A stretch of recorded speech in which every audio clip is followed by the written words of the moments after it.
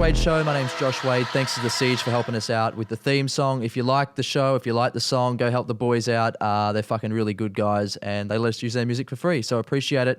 I'm going to be on tour starting in Adelaide, then I'm going to be in fucking Melbourne and Sydney doing my new show, The Woke Bloke. Come listen to me talk about some conspiracies and my fucking spiritual awakening, which I'm probably still yet to have. I'm just egotistic and narcissistic and all the other beautiful things, and I think that I figured shit out. Probably haven't yet, but let's see if I have. Tickets are on sale, cunny.tv/tickets. Need to change my website. But anyway, that's it. Patreon, thanks for everyone who joining the Patreon. We do a weekly live stream. All this is fucking meaningless, by the way, now, boys. I do this every fucking week and none of it means anything anymore. Hey, so, you got to plug. As Luke Irwin says, always plug.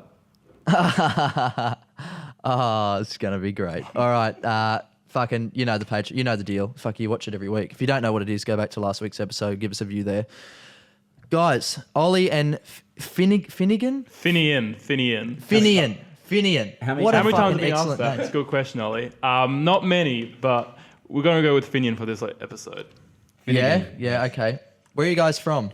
Mate, we are from Perth, WA, which is why we're not gracing your presence today. No, that's okay, but I appreciate you've gone to like serious fucking effort. Yeah, we bought Thank you. these Pull this off. microphones for this. We bought this knowing that you were going to interview us. We had to get it ready.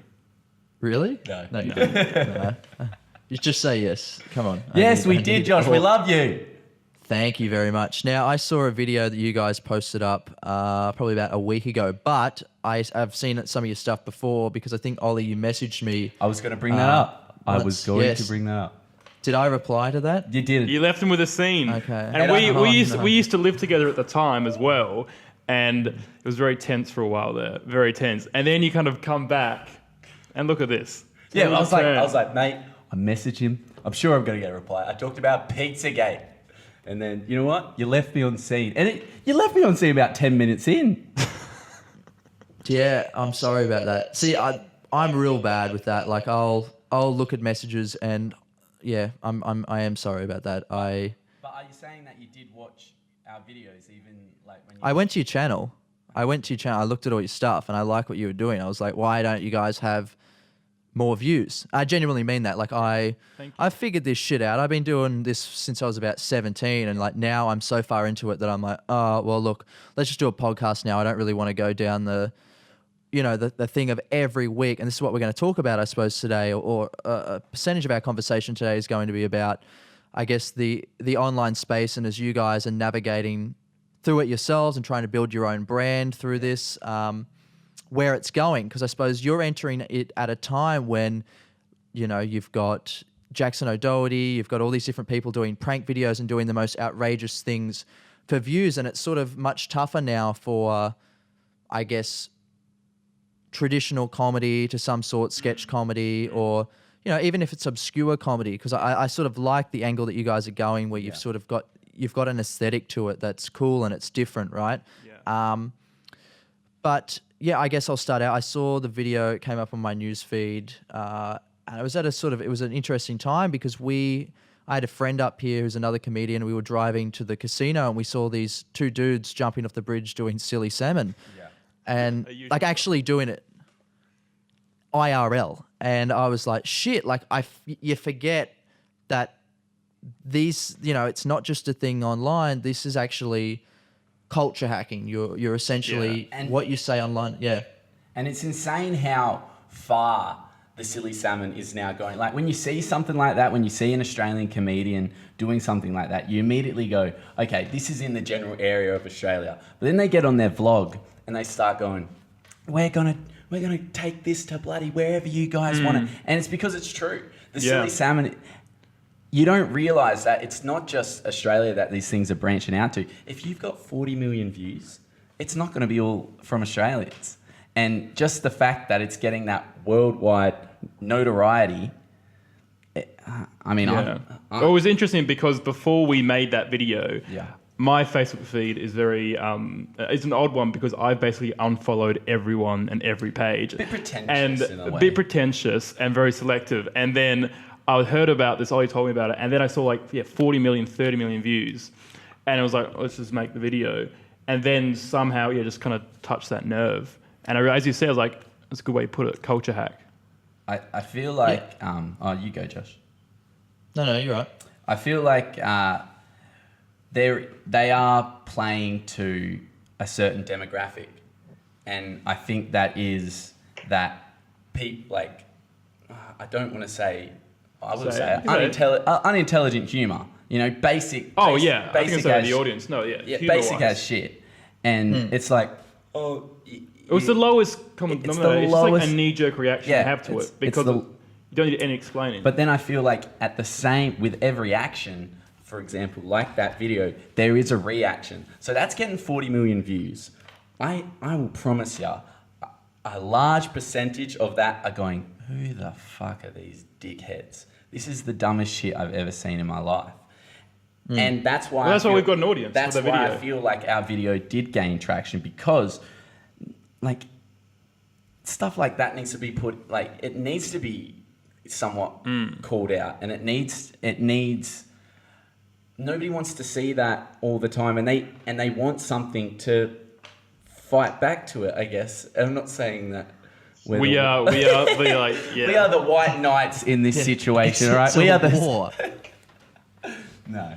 Well, I find it, because it is sort of funny how the internet works. And in my own experience, I found that when you're out there and you're trying to get known, like I can't come from any sort of high ground position, because the things that got me my start was I was going to music festivals and I was going, come here, you dumb, and I was just saying the most outrageous, awful things. Yeah.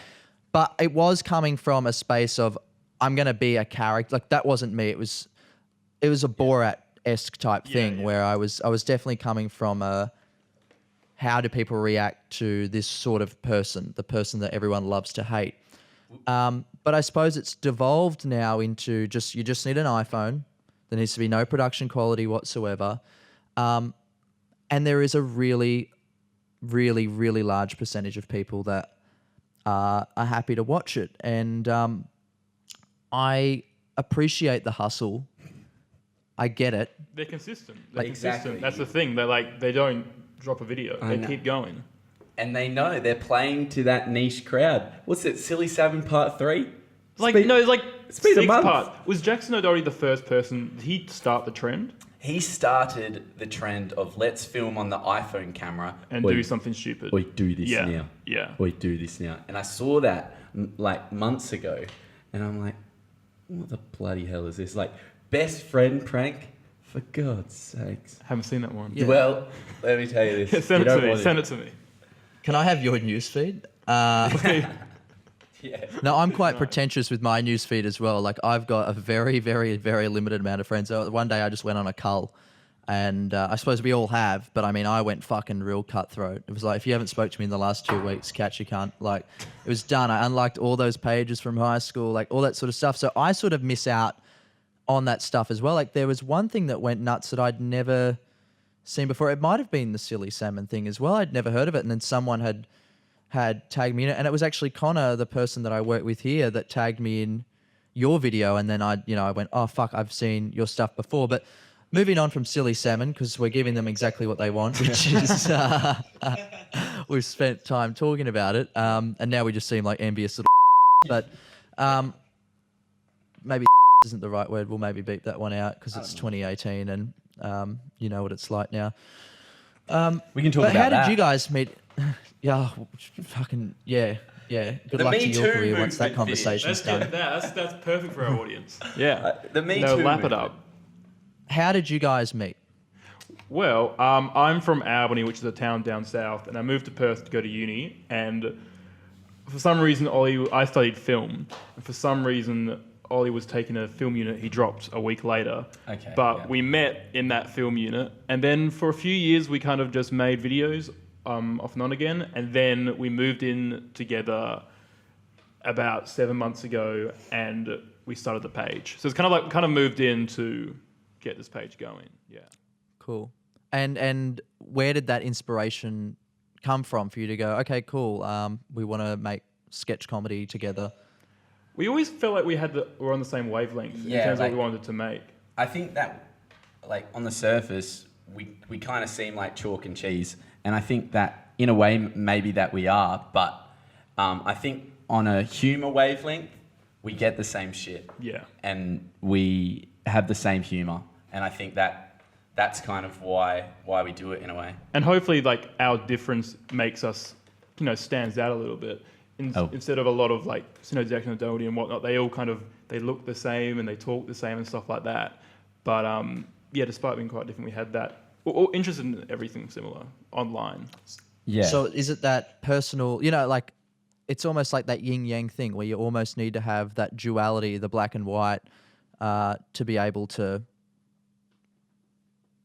to get it to work. I think that's in part why I think that was why we were able to live together. I think the fact that we were not the same person, that we weren't, because if you got two of the same, it's gonna count itself out. Whereas if there's like this and then there's that, and I mean, we've never really had the same friend group either, so it's not like we're constantly in each other's faces or anything like that. It's I think that's always healthy in any relationship.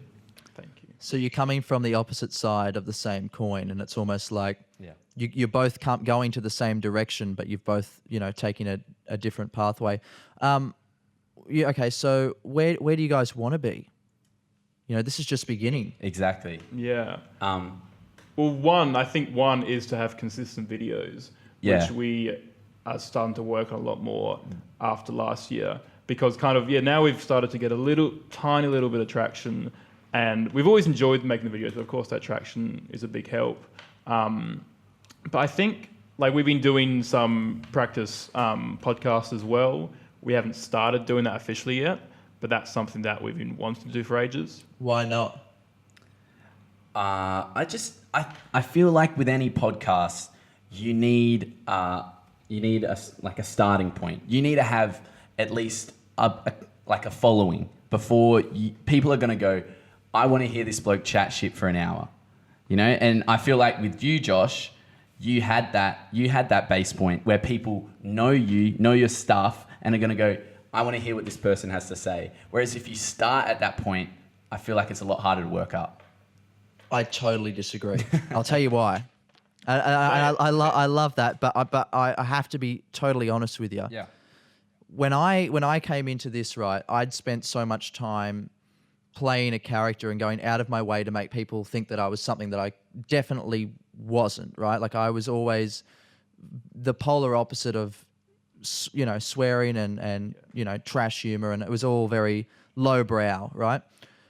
And this podcast was my way of going, how can I, and I literally think this, every time I put something up, I go, what can I put out that's going to make people unfollow me, in the sense of, how do I weed out the fuckwits to get the people that genuinely actually give a shit, right?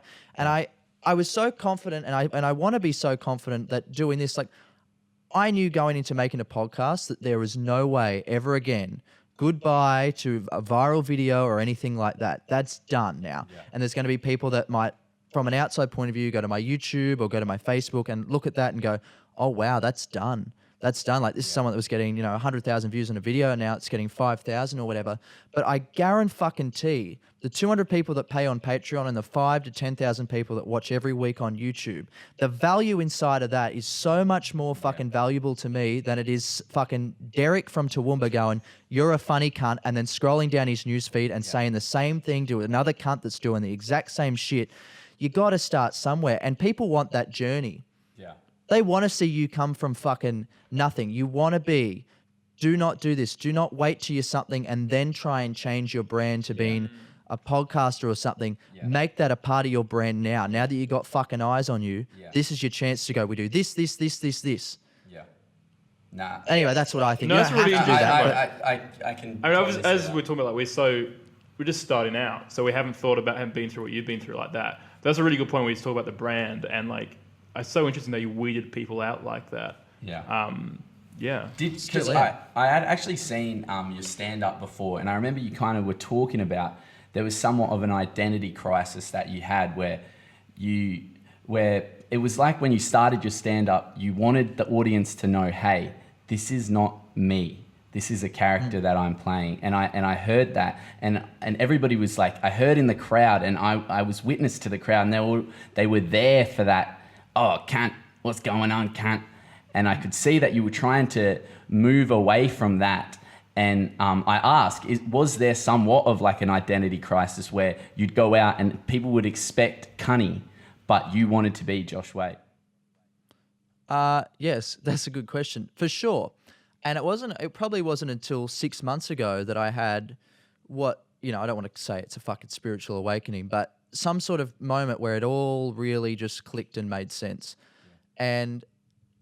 And it was, I'm playing high school. I'm playing high school games again. Like, for me to fit in at high school, I was friends with jocks and, the cool kids, and I was never that. And my identity was, we were talking about this in a podcast I just did before, my coping mechanism with my anxiety or my social anxiety when I go into a situation was just be funny, and the way to be funny is be self-deprecating, right? So just make fun of myself. So if I say all the worst things about myself, no one else can, because I've already told them that I'm well aware of what my problems or issues are, right? And then it was, I guess the swearing stuff came along, and that vulgar type shit, and it was, I can turn it on at any moment. Just, g'day cunt, how are that fitting in with the boys, but also trying to fit in with everyone else. And then I got so good at that it just unintentionally became, I could make money from it by doing it in video and on stage, and then that kept going.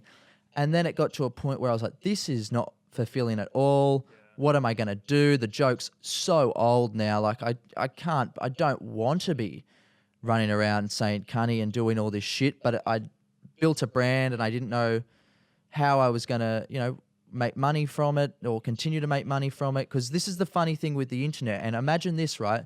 Imagine being like an artist on Triple J or something, and you've got to release a new song every week. And if that fucking song doesn't get 20,000 likes and fucking 1 million plays on Facebook, then it's a shit song. And, you're sitting around the house the next week going, oh no, what am I going to make this week? This is what these Jackson O'Dohertys and shit are going like, but on an even bigger scale, where their bar is set up at like fucking 10 million views on each thing. So that's why I think this craziness happens, where they just start making outrageous stuff, because it's trying to just top it one after another. But yes, I had an identity crisis for sure, but I was always very in touch with myself. I know who I am. Now I'm just confident to share it, because I no longer need external approval from anyone else. Like, I've built it up to a point where I go, there's about 1 million people that follow me online. I'm fucking funny. I've realized it. I don't need to go out every single week and sell myself out to show. I don't want to be funny anymore. I got no interest. The game's done. I ticked it, okay?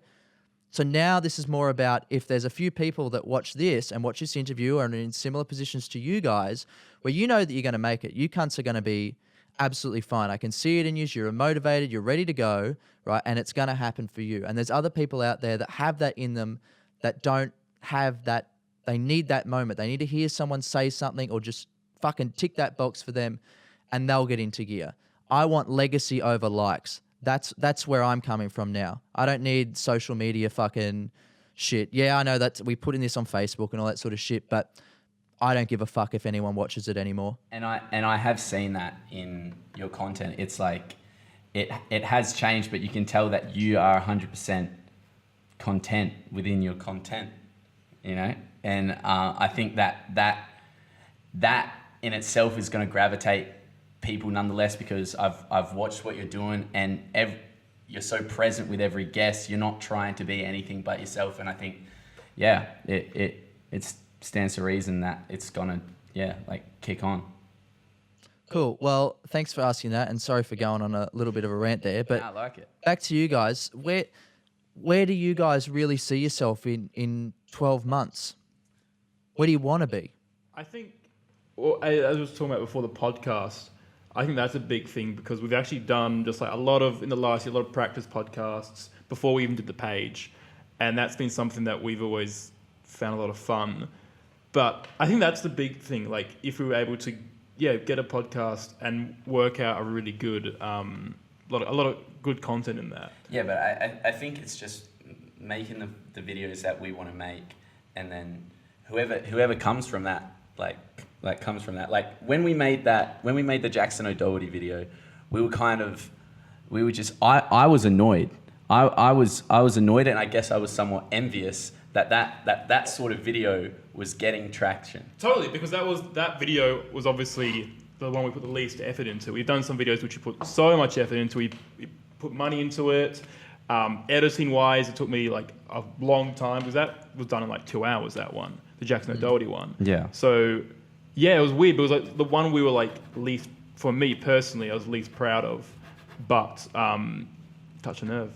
That's what we can do. Yeah. I mean, I was pretty stoked at it because I thought that it was a mirror on what was happening. Yes, no, it was fun. But I mean, in terms of effort and in terms of we just put it together. But it's because we genuinely wanted to vent that out. Yeah. You know, that was an anger that I had in me, and I was like, I want to get this out. Like I find it annoying. And it's annoying me that of their success, you know, and I mean that is as like crazy as that sounds, and as silly as that sounds. That's how you feel at times. Somehow we hadn't seen that. I hadn't seen that joke yet on Facebook. Yeah. So it was just like when you see that, it's like, why has no one done it?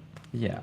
Yeah. Well, I think you hit a few variables which are very important in, I think, a success of a piece of online content, which is one, like you just said, the comedy or the comedy came from something real inside of you, which was anger. And for me, when I write comedy, a lot of it comes from something I'm either frustrated at or I'm fucked off about. And that's the energy that builds the joke. Because I'm like, why isn't anyone else looking? Like, what the fuck is everyone looking at? Am I seeing something different to you guys, or what's going on?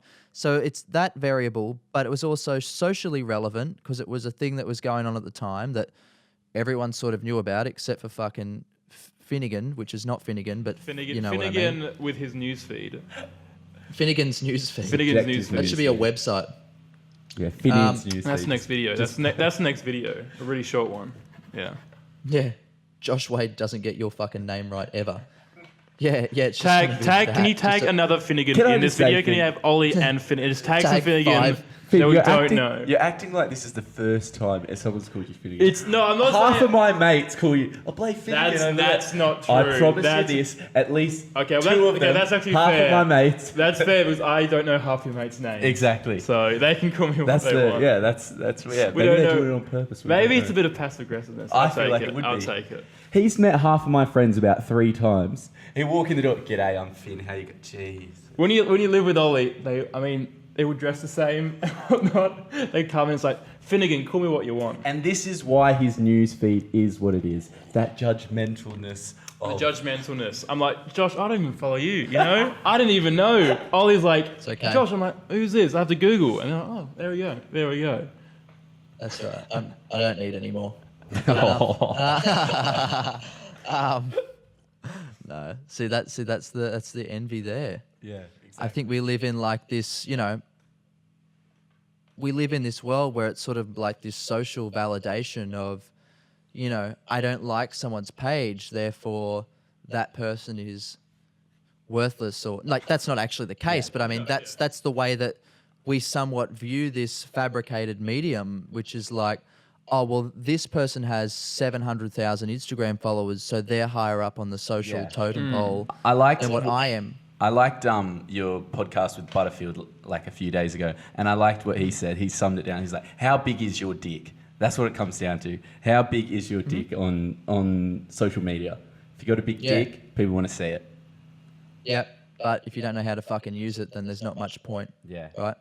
Which is... I think with a lot of that, you could have like those 6 million followers or whatever, but, I think, again, it comes back to, and I think something that if you guys are starting out on this and, now you're getting that traction, I think it's all about community management.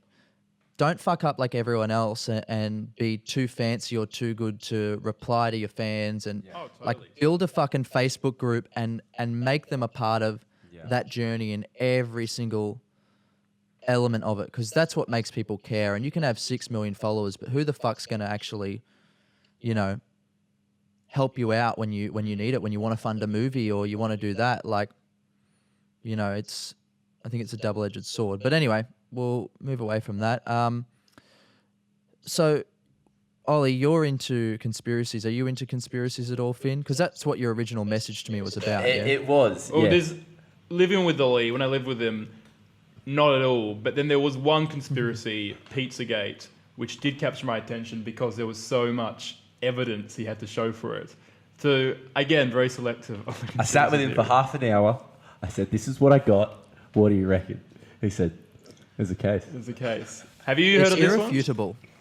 Mate, I was just saying on the podcast before, I delved, for a while I smoked a fair bit of weed and I had a lot of time on my hands and nothing to do and a lot of creative thinking space. So I got really into that whole world, and then not Pizzagate, but just conspiracies in general. Or a lot of it is just probably logical or critical thinking, I think, like looking at something and going, I've done that with everything in my life, even just going to the bakery and thinking, why do they put this here? Like, what led to this sequence of events? Because nothing just happens ever. But yeah, I mean, the Pizzagate one I guess it's irrefutable. It's irrefutable in a sense that It's also the one that will get you killed. Yeah, So look at Seth Not Rich, kidding. the poor guy. Seth Rich died. He got murdered 4 a.m. in the morning. It was a supposed robbery.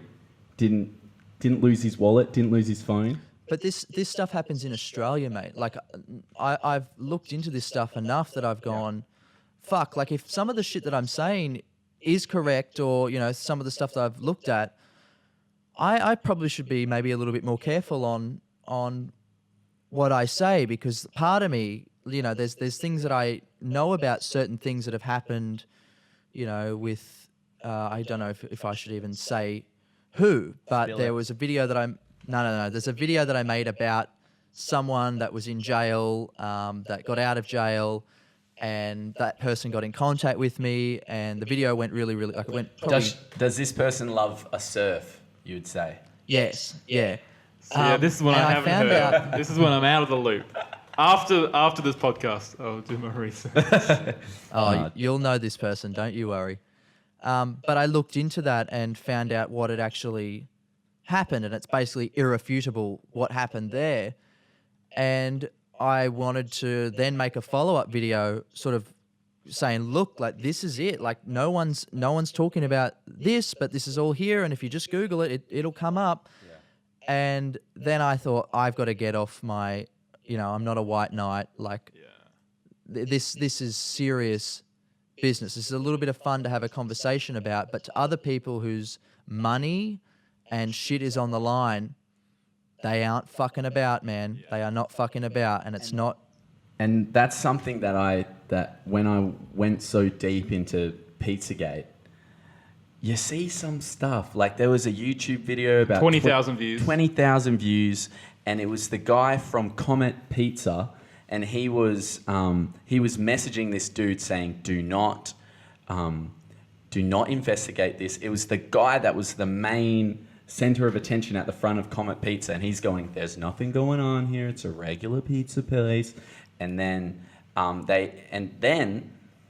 this guy investigates, and he's like, "What's happening behind the building?" The main guy hits him up on Facebook. Is like, "If you want to live, do not do this now." And then he posted that video as a sort of, look, if I die, have a look at the messages that I'm receiving from this guy. Here's the evidence. It's insane. It's not just that. It's like, have you looked into MK Ultra at all? No, I got no idea. A new one.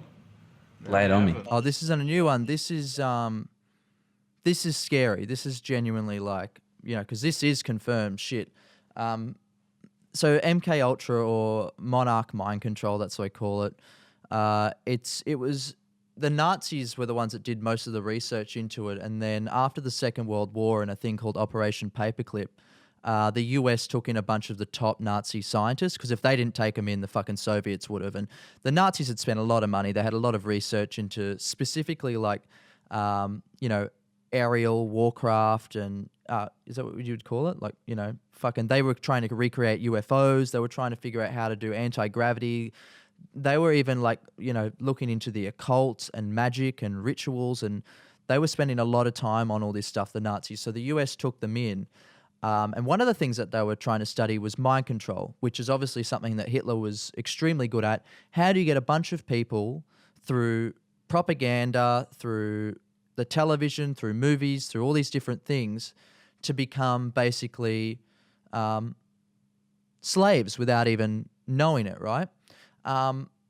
So this technology or whatever it was obviously practiced through. Have you ever seen the show American Horror Story? I haven't know of watched it. it, but We I know know of of it. it. Yeah. Have you? Okay.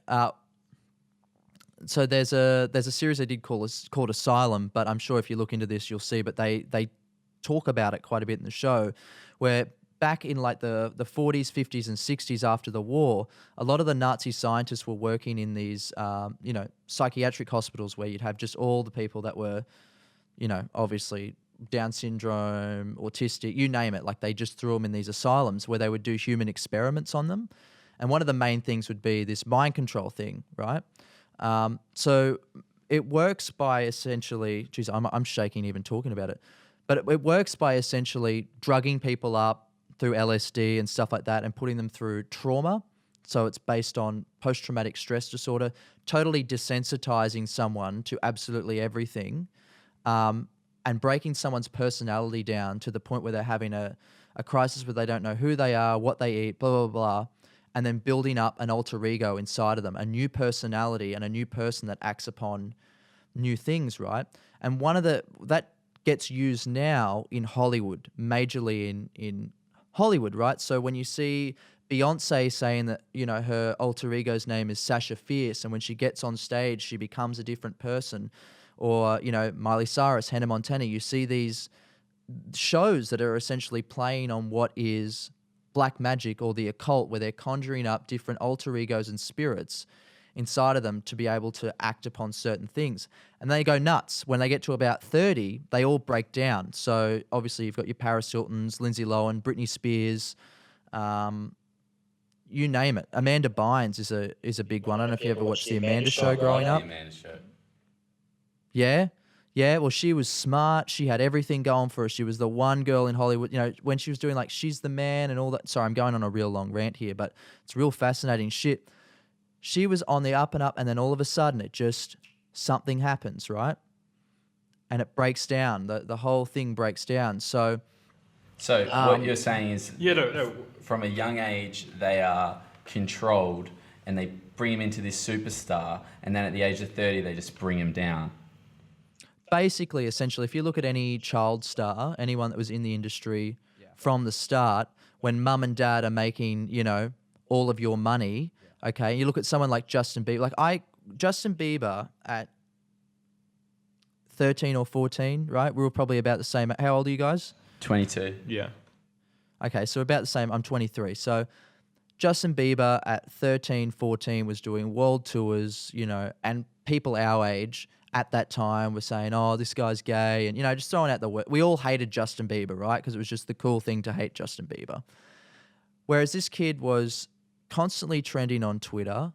So that would have meant that at all times, every second of the day, someone was either saying his name in real life or tweeting about him or whatever.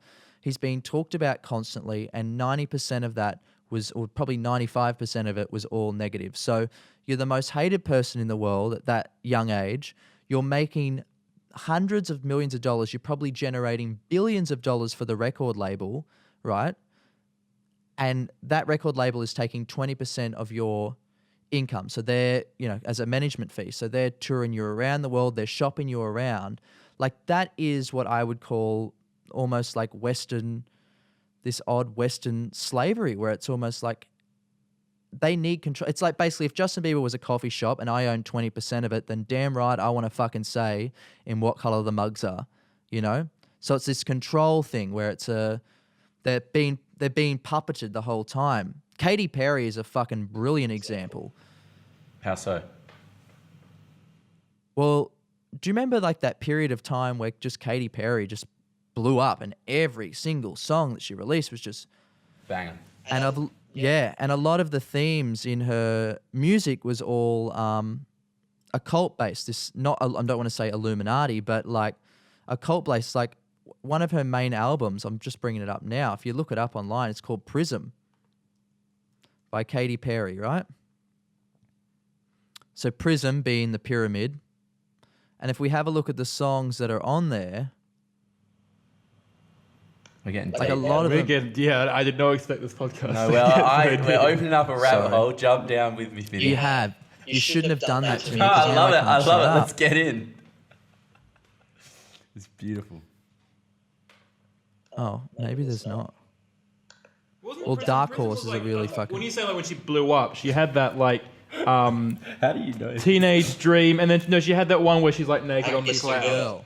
Yeah, but then like that was the prison first one, one. wasn't the prison one that was a bit later after she'd That blown was up the though. second I don't album, know her discography.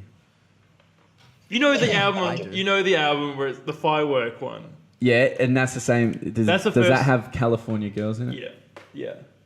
That's a good song. It's a good song. It's got some good Great songs on song. it. It's got some good bangers. But her first song was that this sort of maybe links into Pizzagate, but maybe not so much, maybe more the mind control stuff, was I Kissed a Girl, right? Which we we played it on radio constantly and it was everywhere but essentially this sounds like crazy fundamentalist Christian shit, but essentially I kissed a girl and I liked it, the taste of her cherry chapstick. Like, I don't care, fucking, kids are listening to that sort of stuff. And then you go back and you listen to like Britney Spears, Hit Me Baby One More Time, Toxic, Christina Aguilera, Genie in a Bottle. Like, this is the music that girls our age grew up listening to, not really understanding what the actual meaning of it was. But it's this agenda of over-sexualizing people just constantly. So we're just all fucking one another constantly because from a young age, it's just been like in our head. I don't know. Yeah, where I I'm think going. I think the music industry itself is so bizarre and it's so convoluted with crap. Yeah. Crap in a sense, like what they're portraying and what they're giving to like my younger 13-year-old sister who sees this shit and starts sort of like playing. But we did that the same. I know, Like, but people out- yeah, I I know, personally did, but and I'm people not out saying did it's the now. I'm saying Yeah. it's been that way for Yeah. and I think that's kind of what Josh is saying too. That it's so convoluted with shit, and All I'm trying to say is don't think, I don't necessarily believe that maybe that's what's going on. I have read these things and find it interesting, but I think, don't think that Katy Perry's song about I'm kissing a girl and I liked it comes out and just goes nuts for no reason at all. Like, it comes back to cultural hacking. If Jackson O'Doherty can say something like silly salmon and make people do that, then imagine what Britney Spears and Katy Perry can do. And these people that run this shit are very smart and they know exactly what they're doing. These are the people that tell you what's cool to wear. They tell you everything. They tell you what culture is and they change it as well. Fucking look at Kim and Kanye. They are literally designing the fucking clothes, right? This shit is very, very influential, and I just don't think we look into it enough, and we appreciate at least how influential it is. Just know, I think that's what I'd like people to think about, is just know it's more than just a song that plays on the radio. Anyway. Oh, moment of silence. It takes it all in. I love it. No, but I'm curious. Like when you were talking about earlier about like Nazi scientists and whatnot, and then you were talking about how like Justin Bieber, and like what do you think is like the main is like that slavery to it, but like the connection between the two of them. What were you going for there? I can't remember her. I probably jumped You real can, quick. yeah, I jump. did an Alex Yeah, Jones. yeah. Like, Alex Jones will conspiracies. talk about 5 fucking subjects all in one, and you got to be like, hey, hold up, like how did you get to that point, right? And I forget, how but we got there. Yeah. Well, Do you remember the I was steps? like Justin Bieber. I wouldn't go as far to say he's been like LSD and stuff going No, on with but him. no. No, It but- was mind control. Mind That control. was Mind the- control. it's not so much the men as it is the women. Like when you look at someone like an Amanda Bynes or even a Miley Cyrus to an extent, it's these Nickelodeon and Disney stars, essentially, that have come up through the same system that seem to be the ones that have these issues. And the amazing part is that these people are very smart people. Like Miley Cyrus... Like, I don't want to bring up the L word, but like Logan Paul. Oh. Like that's like, I feel, I don't know, it's so interesting to see what's going to happen with those guys because we never grew up with Logan Paul and stuff. But I've got a friend that coaches tennis and he coaches kids that play tennis, obviously. And he says that they come in and they're wearing like, in Australia, it's like Perth, like wearing Logan Paul merch and stuff. So he's like such a culture maker. And that like blows my mind. The fact that when we were 12, I mean, we obviously had our internet influences, but now it's just, as you say about Jackson Doe, it's like heightened so much. Do you remember like Ray William Johnson and stuff like that? I do. Do you think that the people our age thought the same of Ray William Johnson as we do of Logan Paul? Because I watched his videos the other day and I was like, what did I see? I mean, like, I haven't watched much Logan, but when I see that, it's just like so extreme. Yeah. It's just like that times 10. Yeah. I think it's like, this is what we had a conversation about this before on the other podcast as well. But I think it is back when you say Ray William Johnson, like this, that's back in a time where YouTube, people weren't making as much money. Like people were making good money on YouTube, but it wasn't. You couldn't buy a house at that point where it is. Yeah, you weren't. It wasn't like people wearing Gucci fucking whatevers because and driving Lamborghinis back then. Like it was just, oh wow, you made a couple $100,000 this year. That's insane, right?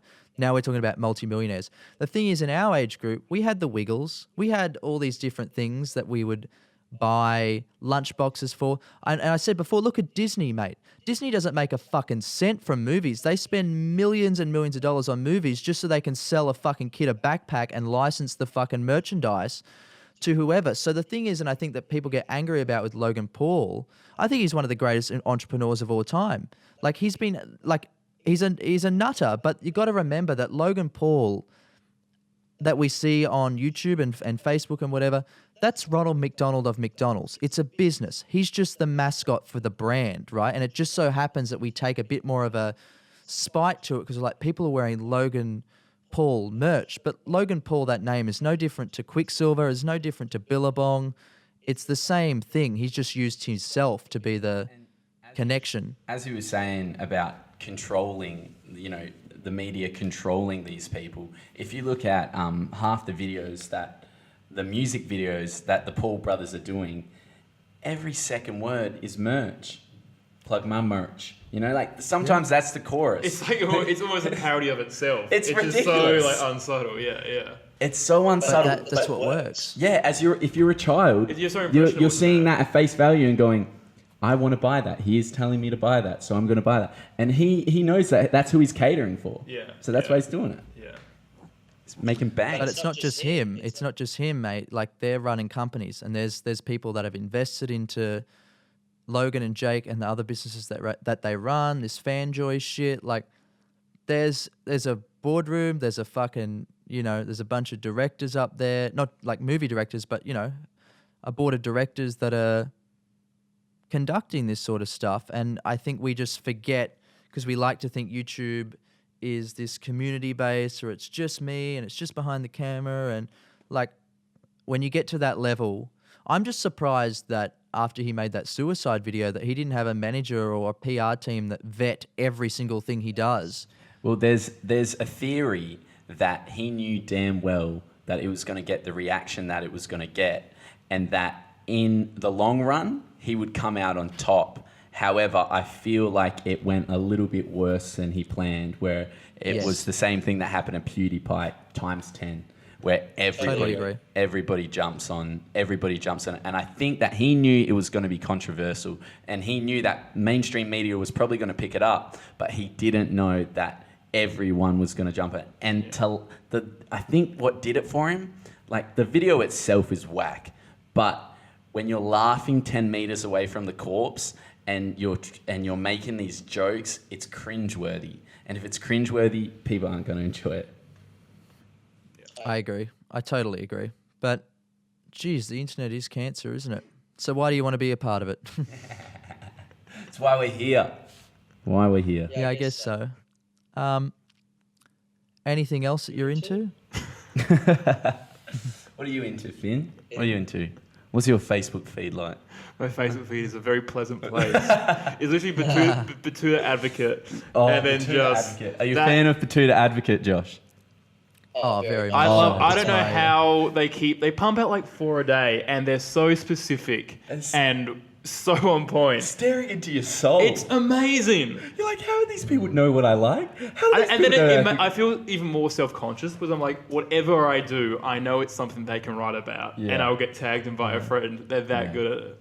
We had this roommate one where it was like it was the poor roommate. Can you explain it more? Well, it was you tagged me.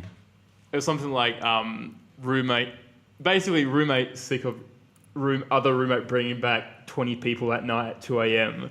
And like it was, I'm like, all right, I can tag Ollie in this. And then like I clicked on it, and it was so specific. It was like radio broadcaster, community radio broadcaster comes in at 2 a.m. brings his friends, and like even my opinions were in the article. Cigarette butts on the floor. I was like, what is going on? Did you write this? I thought for a second. I wish I wrote it. I wish I wrote it. But I was something. almost like so annoyed they got it. Because then everyone's like, oh man, this must suck. I'm like, you want to hear the truth? Nah, yeah. So what's coming up next then? What have you got next coming out? What are we doing next? I think we want to riff on Married at First Sight. I think I think that. Oh God! Married at First Sight. Did you see? I saw this the other day that there's the advertising how it's terrible. How like this couple, dude, and then he's like, oh, I wasn't really interested. And he's it comes to her. Monster. Oh no, I haven't seen that one. You haven't the seen one with the girl. He wants the woman to be submissive. I'm like, what is this? No, the one where it's the girl and she's like, oh, he's so good, and the other guy's like, oh yeah, I don't know, and it's like making fun of her so much with the music and everything. Really? It's horrible. It's horrible. Yeah. I think that is whack. I think My Kitchen Rules is ridiculous. Something which we kind of done a video like that already, but you did a really good one for uni where you mirrored that. That was hilarious. Yeah. But yeah, just I don't know. What's next with you, Joshy? Do you want to like fucking this shit? But this is about you. I've spoke way too much on this thing. You triggered me into not a safe space. Can you guys, is that where you want to sit? Do you want to be in an area where you're making parodies of things that you think everyone is annoyed by? Or is that just something you've gone, oh, it worked, so we may as well run with it? Yeah, we've only done one, really. Yeah. And I think it's just going to be like, if we have an idea which we think is really funny, until we get to the point where we're like, that's just not us anymore. But I think what you said is really important, how if you're emotionally into a video, like if you have that sort of hate that you can manifest and channel into comedy, then you're going to do that, and it's going to be portrayed like, I think in a good way, in a way that people get because it's coming from truth. Whereas if you make a video and you're like, I don't know, like I don't really understand what we're doing, that's what the audience is going to see too, I guess. I don't know. Right. Would you go on stage? We briefly thought about it, but like it's just like we haven't put any thought into it though. You're doing Fringe, hey? Yeah, but I don't know if I'll do it much longer. Like I've told myself this is probably the last time that I would do it for at least now, because I mean I've done maybe 6 different 1 hour or 1.5 hour shows since I was 18. So I'm at this point where I'm like, I'd really not. There's nothing. I've talked about everything now, and there's other things that I actually want to pursue. So yeah, I've done that enough, and it's a fucking hustle. But it's something that it's hard in this internet space. As you guys get bigger and as you guys grow, you're going to find that there's fucking no money in videos. But I came from stand-up before I ever did videos. So I was always doing stand-up like as a 13-year-old in pubs and stuff like that. And the videos was just a laneway for me to get people to come to my shows live. So I could go to any town and do it. But yeah, I guess so as a long-term plan, do you guys want to make movies? Do you want to, like, where do you see yourself in maybe 10 years' time? I mean, me personally, film's always been my biggest passion, and I've done like my own web series and stuff before. So I think for me, my dream would to be able to have a TV show that has like a big impact on people. If that's just like a small TV show or a small film that has that has a small loyal following, I think that would be the dream. So yeah, I mean the film's always been my thing. Like a cult classic type thing? Where it's that would be amazing. People. A lot of my favourite TV shows and films, my favourite TV show is The British Office, because that was like no budget, tiny casting crew, no one knew who they were, and it was just completely getting down to the scripts. So something like that would be. I totally agree. I thought that you'd be a UK Office guy. Yeah, I mean, can spot him a mile away. American Office, not as much, but that's like got just a huge following as well, and you're a US Office guy. I enjoy the US Office. Yeah, but yeah, like something like The Office UK would just be amazing. Did you ever watch? Oh fuck! What's the other show? Did you watch Derek at all? I like Derek. I love Extras. Extras I'm obsessed with. I like Derek a lot, but there's something about The Office where it's like, Derek's got quite a lot of heart to it, but The Office is so depressing and so grim, and I love that reality to it. But I think it's an easier watch, but I cried. Yeah. I've never cried in a show or a movie before, and once it got to the end, I was like, "Fuck you, Ricky Gervais." Was it the one where he saw his dad again in the end of the first series? Yeah, I think it was. Yeah, and it was just sort of like, oh, you just really grow to that character, and he does it so well, and he is coming from a place where you're like, this has got to be another person. Did you ever see David Brent Life on the Road? Yes, yeah. What did you think of that? I had very mixed feelings about it because I think the humor in The Office I love so much because no one says like, oh, he's such a shit boss. But in the film, a lot of the jokes are saying, oh, he's so awful. And I don't find that as funny.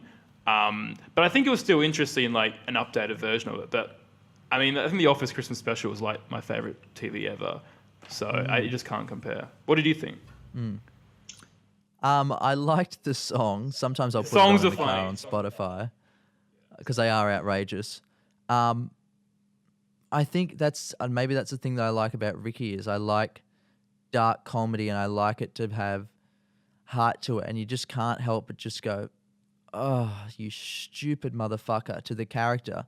And I don't have that reaction much to any other actors that are in films or anything. I think that's what's testament to comedy. Same with Robin Williams or any of those other comedians. I think comedy is that one thing where you can pass that barrier with someone, and you know, even Jim Carrey or fucking Adam Sandler in Click, like we all had that moment where you watch at the end, you're like, oh, this isn't meant to be. Like, it's not supposed to be a sad moment when it's someone funny. Did you cry when he's in that scene in the rain?